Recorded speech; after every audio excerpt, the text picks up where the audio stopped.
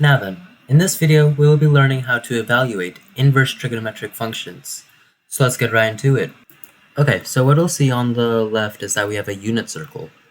Now to solve inverse trigonometric functions, we have to find out where the positive values and the negative values lie for each inverse trigonometric function. Up on the screen, you'll find the different quadrants that each inverse trigonometric function has on its positive values and its negative values. And you'll notice that for all of them, every single positive value will always fall under quadrant 1. While for the negative values, it can vary between which type of inverse function you're dealing with. It does take a little memorizing to do, but it can be shortened because what you'll notice is that the reciprocal of sine is cosecant. And they both have similar, basically the same quadrants. For cosine and secant, they also have the same quadrants, but for tangent and cotangent, they're a bit different, and we'll look at problems with them going on in the video. Armed with this knowledge, now we can go ahead and start solving some equations. Up on the screen, you'll find that we have 3 different problems to solve. The first one is an inverse sine equation, and it's always important to remember that the value inside the parentheses are the coordinates. We're finding out an angle by knowing the coordinates, so that's an important thing to remember. When there's an inverse, you have a coordinate and you're trying to find an angle. When there's no inverse, you already have an angle, but you're just trying to figure out the coordinate. Now, I hope we know that our sines are, well, not sines as in sines, but like our sine values are the y values. And since this is negative, we're going to be looking at quadrant 4, as shown by our table here. So, when does the y value in quadrant 4 equal negative root 3 over 2? So, does it happen here? No, it's negative 1/2. Does it happen here? No, it's negative root 2 over 2. Does it happen here? Yes, it does. It's negative root 3 over 2. So, what is the radian value? Well, it's 5 pi over 3, but since we're going down this way, it's going to be a negative value instead. So we're going to do 5 pi over 3 minus 2 pi, which is negative pi over 3. So let me write that down. Negative pi over 3. This is the coordinate, this is the angle value.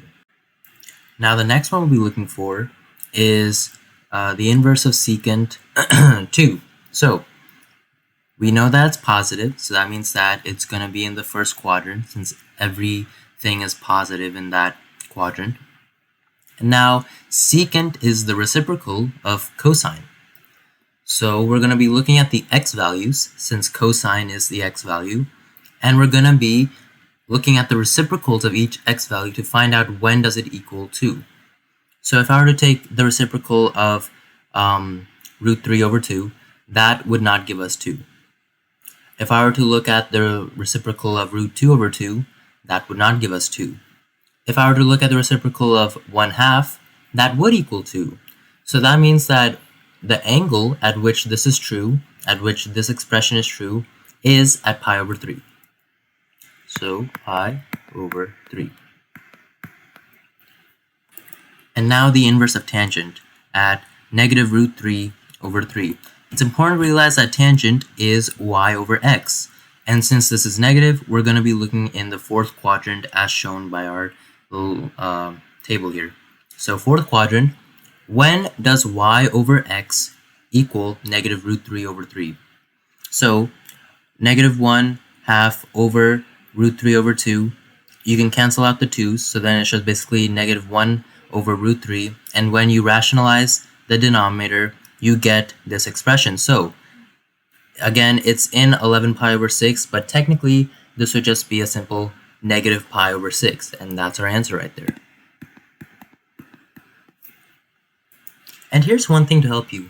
When you're dealing with the inverses of reciprocals, it's generally a good idea to convert it to the original parent function, because not only does it conform to the unit circle because this is cosine and sine, it's just more it's what we've been taught, right? It's what we're taught first, so then you should always go back to the basics of what you're taught. So basically, to convert anything like we did with the secant example, we said that it's cosine, right? That's a reciprocal. And we're looking at when does the inverse of cosine equal 1/2, because when it's 1/2, that's when, if we were to take the reciprocal of this, it would be 2, and that would give us our answer. So another example is cosecant. So if we have cosecant inverse of some value x, this is the same thing as taking the sine and then doing 1 over x. To show the secant example, secant -1, sorry, there won't be enough space for this. Let me shift down a bit. Secant inverse of x is the same thing as cosine inverse with 1 over x. And we see that. We were looking at 1/2. This is 2, right? The 1 over 2 is right here, and that's cosine. And at cosine, that's pi over 3. And that's the same exact answer for this problem. So this only works for cosecant and secant. Cotangent is a bit of a doozy, and we'll look at that now. Now up on the screen, you'll see I have two cotangent equations to solve. So the first one is, what is the inverse of cotangent at -1? So when does the inverse of cotangent equal -1? At what angle? And if we do what we said last time, that cotangent of x is basically the same as tangent of 1 over x, we'll see something interesting. And let's try this. So if we were to sub in the value, so x would instead be -1, 1 over -1 is still -1. Now we can solve for when does the inverse of tangent equal of -1 equal whatever. So at -1, so remember, it's negative. Cotangent's negative values are in the fourth quadrant. So let's look. -1/2 over √3 over 2, that won't be -1. -√2 over 2 divided by √2 over 2, that will be -1. So you might be tempted to say right away that it's -pi/4. But you have to realize that cotangent's negative values do not fall in the fourth quadrant, they fall in the second quadrant. So to actually get the correct answer, you have to add pi to it. So then from here, it then come right here in the second quadrant. So what do we say it's pi/4 here? So it actually be -pi/4 plus pi, and that would be 3pi/4. 3pi/4 correct? Yes, it is. If we were to do x over y, because that's cotangent, it'd still be -1, and it falls under quadrant 2. And it's important to remember that this adding pi stuff only happens when the value inside the inverse cotangent is negative. If it's positive, then we're always going to look at the first quadrant. So in this case, when does x over y equals √3? So let's start here. √3 over 2 divided by 1 over 2, that will give us √3. So the answer to this will be pi/6. And to help you memorize that cotangent stuff, when the x value is negative, this would be the equation, sorry. This would actually be 1 over x.